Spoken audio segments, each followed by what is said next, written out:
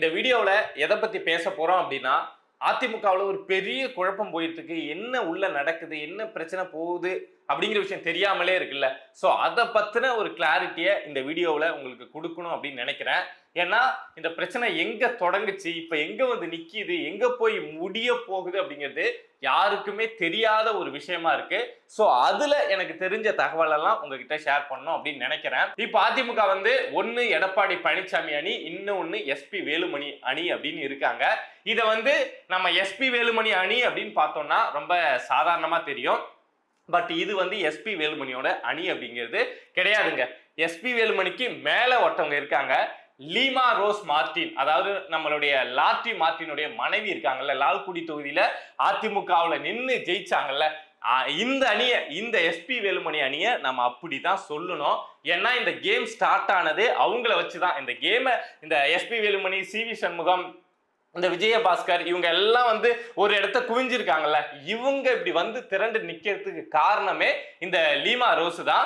ஏன்பா அப்படின்னா அதை அவங்க டைரக்டா செஞ்சுட்டு போயிடலாமே. லீமா ரோஸுக்கு அந்த அளவுக்கு பவர் இருக்கு. எஸ்பி வேலுமணியை கண்ட்ரோல் பண்ண முடியும், சிவி சண்முகத்தை கண்ட்ரோல் பண்ண முடியும், விஜயபாஸ்கரை கண்ட்ரோல் பண்ண முடியும். அப்படின்னா லீமா ரோஸ் வந்து இந்த விஷயத்தை டைரக்டா பண்ணிடலாமே, அவங்க லீட் எடுத்து பின்னாடி இவங்களை நிக்க வச்சிடலாமே. அப்படின்னா இவங்க எல்லாருமே, இந்த எஸ்பி வேலுமணி, இந்த சிவி சண்முகம், இவங்க எல்லாருமே வந்து அதிமுகவில் ரொம்ப நாள் பயணிச்சவங்க. இவங்க அதிமுக காரங்க அப்படின்னு அடையாளம் காணப்பட்டவங்க. ஆனா லீமா ரோஸ் வந்து அப்படி கிடையாது. இப்போ ரீசெண்டா தான் அவங்க கட்சிக்குள்ளேயே வந்தாங்க. ஸோ அதனால அவங்க ஸ்கிரீனுக்கு பின்னாடி இருந்துகிட்டு இவங்களை வச்சு இந்த காய் அப்படிங்கிறத நகர்த்திட்டு இருக்காங்க. ஸோ இந்த டீமுக்கும் இந்த லீமா ரோஸ் டீமுக்கும் எடப்பாடி பழனிசாமி அவங்க டீமுக்கு தான் இப்ப பிரச்சனை அப்படிங்கிறது போயிட்டு இருக்கு. ஃபர்ஸ்ட் இந்த லீமா ரோஸ் எப்படி இங்க வந்தாங்க, என்ன திட்டம் அவங்களுக்கு இருந்திருக்கலாம் அப்படிங்கிற விஷயத்த சொல்லிடுறேன். லீமா ரோஸை யார் வந்து அதிமுகக்குள்ள கொண்டு வராங்க அப்படின்னா எஸ்பி வேலுமணி தான். அதனாலதான் இன்னும் அவங்களுக்குள்ள அந்த நெருக்கம் அப்படிங்கிறது போகுது. இந்த 2026 பிப்ரவரி மாசம் தான் லீமா ரோஸ் அப்படிங்கிற ஒரு ஃபேஸ் வந்து அதிமுகக்குள்ளேயே வராங்க. அதுக்கு முன்னாடியே அவங்க அதிமுக கட்சியை சேர்ந்தவங்க கிடையாது. யாரு ரெஃபர் பண்ணி உள்ள கொண்டு வராங்க அப்படின்னா எஸ்பி வேலுமணி தான் எடப்பாடி பழனிசாமி கிட்ட ரெஃபர் பண்ணி லீமா ரோஸை உள்ள கொண்டு வராங்க. சரி, ஒரு பிக் ஷாட், பல ஆயிரம் கோடி, பல 10,000, 20,000 கோடி, 30,000 கோடின்னு சொத்து வச்சிருக்கக்கூடியவங்க கட்சிக்குள்ள வரப்போ எடப்பாடி பழனிசாமியும் எஸ்பி வேலுமணியோட ரெஃபரன்ஸ் அப்படிங்கிறதுனால லீமா ரோஸ்க்கு ஒரு இடம் அப்படிங்கிறத கொடுக்குறாங்க. ஸோ இவங்க பிப்ரவரியில சேர்ந்தாங்களா, அடுத்த கொஞ்ச நாள்லயே கேண்டிடேட் செலக்ஷன் அப்படிங்கிறது அதிமுகக்குள்ள வந்துடுது. எல்லா கட்சியும் வந்து கேண்டிடேட் செலக்ஷன்ல தானே இருந்தாங்க. ஸோ அப்படி இருக்கப்போ லீமா ரோஸுக்கு சீட்டு கொடுத்தே ஆகணும் அப்படின்னு சொல்லிட்டு எஸ்பி வேலுமணி எடப்பாடி பழனிசாமிக்கு ரொம்ப ஆர்வத்தோட இவங்க நின்னா ஜெயிச்சிருவாங்க அப்படின்னு சொல்லிட்டு ரெஃபர் பண்றாரு. எடப்பாடி பழனிசாமிக்கும் தெரியல அவங்களுடைய பேக்ரவுண்ட் என்ன, அவங்க எவ்வளவு பெரிய பிக் ஷாட் அப்படின்னு தெரிஞ்சதுனால லால்குடியில லீமா ரோஸுக்கு இடம் அப்படிங்கிறது, சீட் அப்படிங்கிறது கொடுக்கப்படுது. கொடுக்கப்பட்ட உடனே அதிமுகவில் சில விமர்சனங்களும் வைக்கப்பட்டது. என்ன அப்படின்னா, இப்பதான் வந்தாங்க கட்சிக்கு வந்து 2 மாசம் கூட ஆகல, ஆனா அவங்களுக்கு வந்து நீங்க சீட்டு கொடுக்குறீங்க, கேண்டிடேட்டா நிறுத்துறீங்களே அப்படிங்கிற விமர்சனம்லாம் வைக்கப்பட்டது. ஆனா என்ன அப்படின்னா, அவங்க ஜெயிச்சிருவாங்க, அவங்க நின்னாங்கன்னா அந்த தொகுதியில ஏதாவது பண்ணி ஜெயிச்சிருவாங்க அப்படிங்கிற நம்பிக்கை அதிமுக காரங்களுக்கு இருந்ததுனால அப்படியே அமைதியா இருந்தாங்க. அதே மாதிரி தேர்தல் முடிவுகள் வந்தது, லீமா ரோஸ் அவர்கள் ஜெயிச்சாங்க. ஒருவேளை அதிமுக இதுல ஜெயிச்சிருந்து அதிமுக ஒரு பவரா இருந்திருந்தது அப்படின்னா லீமா ரோஸ் வந்து அவங்களுக்குன்னு எஸ்பி வேலுமணியை வச்சு ஒரு லாபி கிரியேட் பண்ணிட்டு ஒரு முக்கிய அமைச்சரவை, ஒரு பினான்ஸ் மினிஸ்டரோ இல்ல ஒரு ஹெல்த் மினிஸ்டரோ அந்த அளவுக்கு ஒரு அமைச்சரவையை வாங்கிக்கிட்டு எடப்பாடி பழனிசாமி கூட எந்த அளவுக்கு நெருக்கமா போக முடியுமோ போயிருப்பாங்க. பட் ஆனா இங்க அதிமுக தோத்து போயிட்டதுனால, அதிமுகவோட எதிர்காலம் என்னன்னு தெரியாம போயிட்டதுனால தமிழக வெற்றி கழக தரப்புல இருந்து ஒரு அப்ரோச் அப்படிங்கிறது அதிமுகவுக்கு கிடைக்குது. செங்கோட்டையன் அங்க இருக்காருல்ல, அவருக்கு தெரியும் அதிமுகவுல யார எப்படி அப்ரோச் பண்ணணும், என்ன பண்ணணும் அப்படின்னு தெரியும். சோ தாவேகா தரப்புல இருந்து ஒரு காய் அப்படிங்கிறது நகர்த்தப்படுது. ஒண்ணு ஆதரவு மெஜாரிட்டி அதிகமா வேணுங்கிறதுக்காக இந்த காய் நகர்த்தப்பட்டிருக்கலாம் ஆரம்ப காலகட்டத்துல. ஏன்னா இங்க விசிகா வருவாங்களா, கம்யூனிஸ்ட் வருவாங்களா அப்படிங்கிற ஒரு இழுபறி அப்படிங்கிறது தாவேகாவுக்கு போயிட்டு இருந்தது. அது இல்லாம அவங்க வந்தாலுமே இந்த 119, 120 இடம் தான் அவங்களுக்கு கிடைக்குது. அப்படிங்கிறப்போ அதிமுக ஆதரவு கிடைச்சா இவங்களுக்கு கொஞ்சம் பிரச்சனை இல்லாம இருக்கும் அப்படிங்கிறதுனால அதிமுக சைடு இதை ஒரு காரணமா வச்சு ஒரு அப்ரோச் அப்படிங்கிறது போச்சு. இன்னொரு பக்கம் செங்கோட்டையனுக்கு ஒரு ஈகோ அப்படிங்கிறது இருக்கும்ல, நம்மள கட்சியை விட்டு வெளியில அனுப்பிச்சிட்டாரு, இப்ப நம்ம வந்த கட்சி இங்க ரூலிங் கவர்மெண்டா வந்துருச்சு அப்படிங்கிறப்போ நம்ம பவரை காமிச்சு அந்த கட்சிக்குள்ள என்ன ஆட்டெல்லாம் போட முடியுமோ போட்டு காட்டும் அப்படிங்கிற ஒரு இது செங்கோட்டையன் இருக்கும்ல. சோ அந்த அடிப்படையிலையும் தாவைக்காவில இருந்து இங்க அதிமுக அமைச்சர்கள் கிட்ட இந்த செய்தி அப்படிங்கிறது வருது. சோ இப்படி இந்த எஸ்பி வேலுமணி, இந்த சிவி சண்முகம், இந்த டீம் கிட்ட செங்கோட்டையன் டீம் வந்து அப்ரோச் பண்றப்போ, ரெண்டு லாபியும் பேசிக்கிறப்போ இந்த விஷயம் லீமா ரோஸ் அவர்களுக்கு போகுது. லீமா ரோஸ் யாரு அப்படின்னு எல்லாருக்குமே தெரியும். நம்ம ஆதவ் அர்ஜுனா இருக்காருல்ல, அவருடைய மாமியார். சோ அப்படி இருக்கப்போ அங்க தமிழக வெற்றி கழகத்துல ஒரு முக்கிய பொறுப்பு, ஒரு அந்த நம்பர்ஸ் போடுறோம் அப்படின்னா விஜய்க்கு அடுத்து ஒரு 2வது இடம் 3வது இடத்துல இருக்கக்கூடிய நபர் அப்படின்னா இந்த ஆதவ் அர்ஜுனா. தமிழக வெற்றி கழகத்துக்கு இந்த எலெக்ஷன்ல ஃபுல்லா அவர் தான் ஃபண்டிங் அப்படின்னு சொல்றாங்க. அவ்வளவு பணம் செலவு பண்ணியிருக்காரு அப்படின்னு சொல்றாங்க. சோ அப்பேற்பட்ட நபர் அவ்வளவு முக்கியம், தன்னுடைய மருமகன் தாவேக்காவுல அவ்வளவு முக்கிய பொறுப்புல இருக்காரு அப்படிங்கிறப்போ என்னதான் அவங்களுக்குள்ள குடும்ப சண்டை பிரச்சனை வேணாலும் இருக்கலாம், ஆனா அரசியல்னு வரப்போ நம்ம அங்க போனோம் அப்படின்னா, அங்க ஆதரவு தெரிவிச்சோம் அப்படின்னா நமக்கு தமிழக வெற்றி கழகத்துல ஒரு முக்கிய பதவி அப்படிங்கிறது உண்டு அப்படிங்கிறத எல்லா அரசியல்வாதிகளும் கணக்கு போடுவாங்க. அதே மாதிரிதான் லீமா ரோஸ் டீமும் அவங்க கீழே வேலை இருக்கக்கூடிய நபர்கள், முன்னாள் அமைச்சர்கள், அதிமுக முன்னாள் அமைச்சர்கள் எல்லாருமே திட்டம் போட்டு நாம தமிழக வெற்றி கழகத்துல நமக்கு நெருக்கமானவங்க எல்லாருமே இருக்காங்க, சோ நாம அவங்களுக்கு ஆதரவு தரோம் அப்படின்னு தெரிவிச்சோம் அப்படின்னா கண்டிப்பா நமக்கு வந்து ஒரு 8 ல இருந்து 10 அமைச்சர் பதவியை நம்ம கிட்ட கொடுத்துருவாங்க. மொத்தம் தமிழ்நாட்டுல 35 அமைச்சர் வரைக்கும் மேக்சிமம் கொண்டு வரலாம். மினிமம் இவங்க அதை விட கம்மியா தமிழக வெற்றி கழகம் கொண்டு வரலாம், பட் மேக்சிமம் 35 கொண்டு வரலாம். சோ அதுல ஒரு 10வது நாமளா இருப்போம்.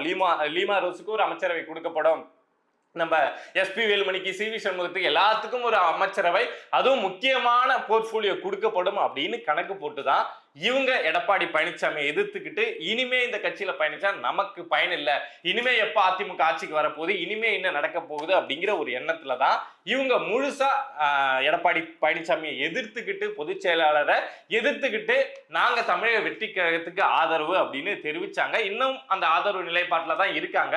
தமிழக வெற்றி கழகம் சைட்ல இருந்து ஆரம்பத்துல வந்து ஒரு 8-9 அமைச்சரவை வரைக்கும் இவங்களுக்கு கொடுக்கலாம். ஒரு 8-9 பேர் அதிமுகவில இருந்து நமக்கு ஆதரவு தெரிவிச்ச, இப்ப 25 பேர் ஆதரவு தெரிவிச்சிருக்காங்களா, அதுல வந்து ஒரு 8 பேர் 9 பேரை வந்து அமைச்சராக்கலாம் அப்படின்னு தமிழக வெற்றி கழகம் ஆரம்பத்துல சொல்லியிருக்காங்க.